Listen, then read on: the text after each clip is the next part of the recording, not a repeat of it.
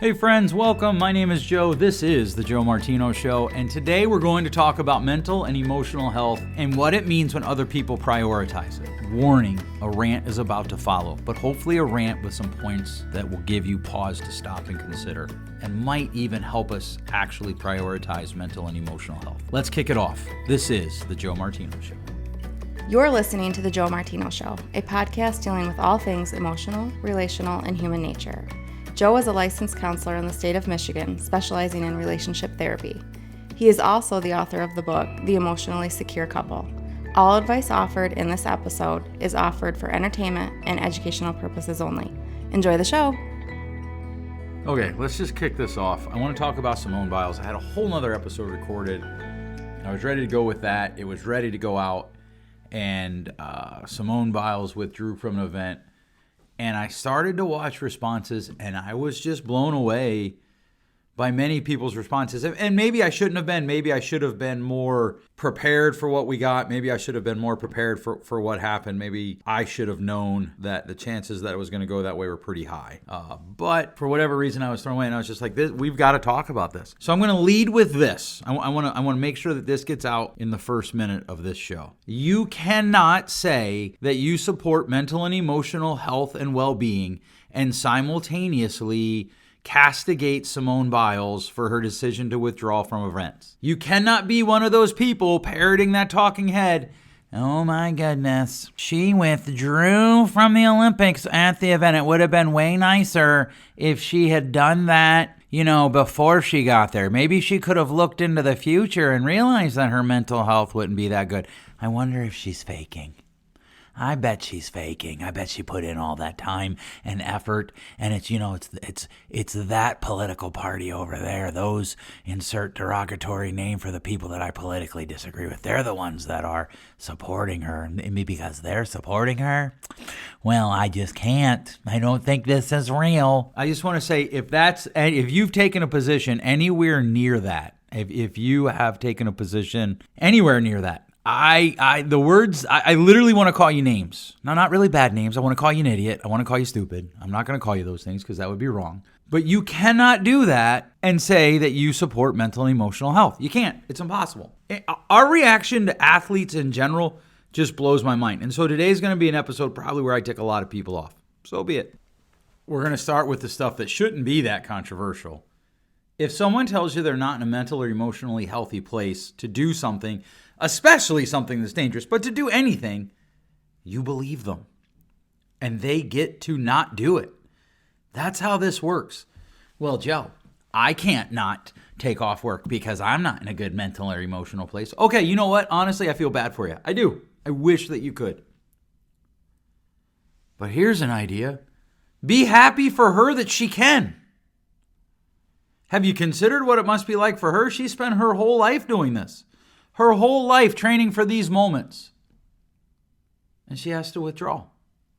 So be happy for her. We've lost this in our society. We're so, well, it doesn't happen to me, so it's not fair. And I don't have to be happy for her because it's not fair.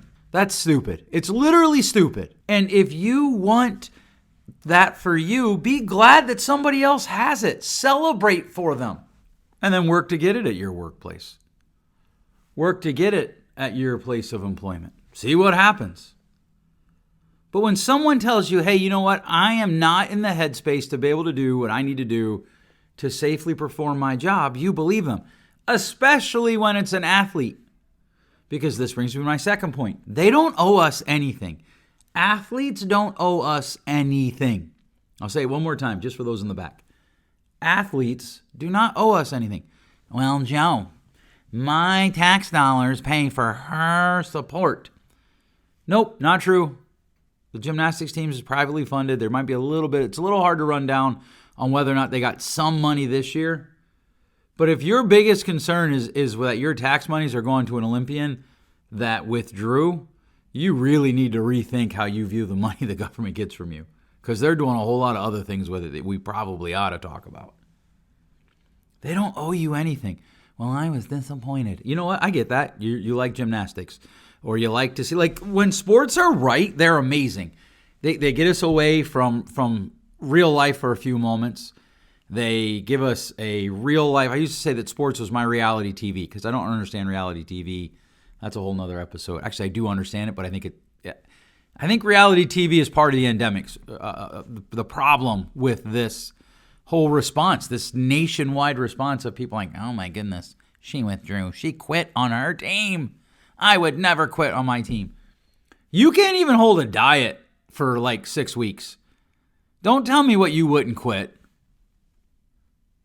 Well, you don't know how hard that is. You're right. I don't know how hard it is for you. And you don't know where she was at mentally or emotionally. So you don't get to sit in judgment of her. Now, some of you are probably listening thinking, Joe, I think it was great that she withdrew. I think it's great that she prioritized her mental health. And to you, I say, awesome. Buckle up and ride along with me then, because this is not for you. This is for the people who think that somehow because they're political talking heads. I don't. This is just for people who think it's okay to marginalize mental health and emotional health. Well, Joe, I'm not marginalizing it. I believe in mental health. We need to stomp the stigma. You can't do that and then, well, but she quit. No. You can't say we need to stop the stigma and then castigate her because she withdrew. No, she didn't withdraw. She quit. She let her teammates down. Did she? Did she really? Or did she not entertain you? Did she not orbit your world the way you wanted her to? Well, but sports bring out the best in us. They used to. I'm not so sure anymore. And maybe they never did. But there's a lot of interesting research out there that says the longer kids play in sports, the less likely they are to have good character. If you don't believe me, read the book, One Way to Win. Just start there. And and it's, by the way, it's written by college coaches. They will introduce you to a ton of research that says maybe we're doing sports wrong. Maybe we're putting too much pressure on kids. Joe, she's not a kid. I agree. She's an adult. I think she's 20-something, 21, 22. In my mind, that's still pretty young, but I agree. She's not a kid. But that's just it. She made the mature decision. And I'm going to say this again. When someone tells you they're not in the right place mentally, emotionally, you believe them. And then athletes don't owe us anything. You don't own the athlete. Well, I buy their jersey. That's how they get money. Yep, but you don't own them. If you want to partake in the rituals that are sports and the common hand signals and the jerseys, which are clothing and all that, you go ahead. That's fine. Great. I got nothing against that. Well, I am a diehard blah, blah, blah fan. You know what we need? We need people who are diehard family people. That's what we need. We need people who are diehard spouses. We need people who are diehard parents. We need people who are diehard philanthropists. We need people who are diehard, I'm going to do something to alleviate the poverty around me. I'm going to do something to help those in need around me. Now, you can be a diehard sports fan and a diehard all of those. Maybe not all of them. At the same time, you wouldn't have energy. I don't know how you'd live. But this idea, well, she's representing us. Yeah. And how awesome is it that as a country, we had someone in the middle of the spotlight say, you know what? I am not in the right place mentally or emotionally to do this. I need to withdraw. Well, but I wanted to see her compete. You know, Russia is going to now take this and they're going to say, oh, see, we got the gold medal. I don't know who got the gold medal in that event. Maybe it wasn't Russia. I don't know. And I understand that. I understand watching people compete, wanting to watch people compete. I enjoy racing. Watched a great race this weekend where two very skilled drivers battled for many laps. One of my favorite memories as a kid is watching the Olympics with my parents, my mom especially. But this response, this vitriol to her withdrawing by people who are simultaneously saying that they support mental and emotional health is just absurd to me. It's just absurd to me. We don't own the athletes. They don't owe us anything. They don't. Not to that extent. Now, do they owe us if they come out to try? Sure, that's their job. I get it. But this response of, well, she just quit on her teammates. I don't know if I could have done the interviews afterwards. I probably would have had some very strong words for her. You know what's really interesting? Not a single gymnast, not a single Olympian, not a single athlete has criticized her. Not one. Do you think that might be because they understand something that you don't? And that is that athletes are not your property? And I want to ask a serious question. Do you think it's any coincidence that people are afraid to talk about their mental health in our society? When an athlete who has, as near as I can tell, done nothing but be an excellent role model, work really hard, overcome many obstacles, and just do amazing things in her chosen field, when she says, hey, I'm not there, we react with foaming at the mouth stupidity? Is that an environment where someone who is struggling, who hasn't done all the things that she's done, hasn't accomplished all the things that she's accomplished, do you think it's any coincidence that they don't want to talk about their mental health? I don't. I think the problem here is that we think sports matter more than they do. In fact, I'll just say this, sports don't matter. If sports ended tomorrow, the actual meaningful things in life wouldn't change. Now, here's the thing. The things that sports can teach us matter. The opportunities that sports can give us to bond with other people, that matters. But sports themselves are just a vehicle, just a tool to get to those things. And the fact that we've actually elevated sports to be the thing that matters, realistically, entertainment to be the thing that matters, it shows we've lost perspective. We've lost our way. The fact that we tell our kids it's impolite to yell at people, to scream at people, to call people names. And then a lot of parents, the number one complaint we get from athletes is when their parents go to games, they yell at the umpires and the referees. I was an umpire for a long time.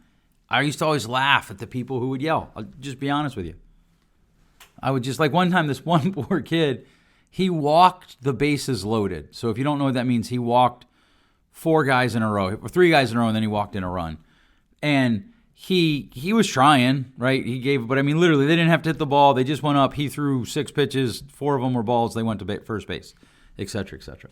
And his mom's like, you gotta throw far, bad word, strikes. I wanted to say time and go look at her and go, holy cow, thank you for that. I bet you he didn't know that his job was to throw strikes. I didn't, but I wanted to. I'm not sure my coffee's kicked in well enough yet to manage my ADHD during this episode. This is a re-recording because the first 2 that I recorded, I was a bit more vociferous than I have been so far in this episode. But we've elevated sports to too high of a place. We've elevated entertainment to too high of a place. And what has happened is because we've done that, we've lost sight of what sports could do for us, which is teach us things like, hey, you might train your whole life. You might literally alter your diet your entire life for one moment. And you might have something happen that causes you to have to withdraw from that one moment. You might have something happen that causes you to have to step back because of your mental and emotional state. And if you're ever facing that decision, choose your mental and emotional health over a fleeting medal. Choose your mental and emotional health over a fleeting medal. One of the most interesting things that I heard and then later researched and found out to be true is most medals that are won at Olympics just end up in drawers somewhere. They just end up in drawers somewhere. And the truth is, this isn't about a medal. This is about an athlete not entertaining people. This is about an athlete not jumping through the hoops the way people want her to jump through the hoops. That's what this is about. Well, Joe, you seem pretty passionate about this. Do you know Simone Biles? Nope, I don't know her at all. Wouldn't know her.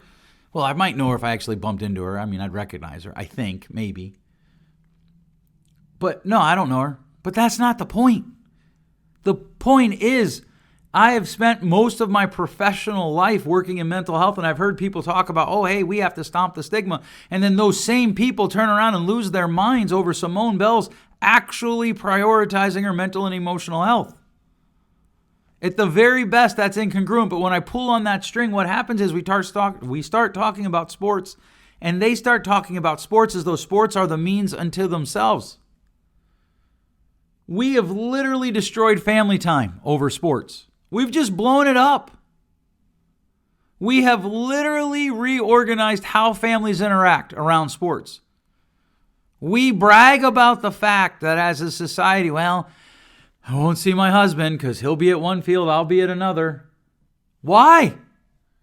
Well, because the outcomes, they might get to play college ball. Nope, they're probably not going to get to play college ball.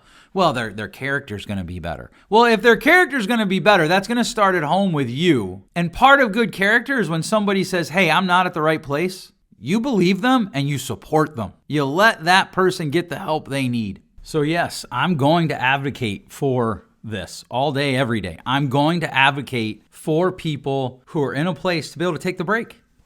And I'm going to rail against this idea that we somehow own the athletes, that they owe us something, that they need to entertain us. I'm going to rail against the idea that sports are the end unto themselves. I'm going to be a voice that says, hey, maybe we ought to pull back a little bit from sports.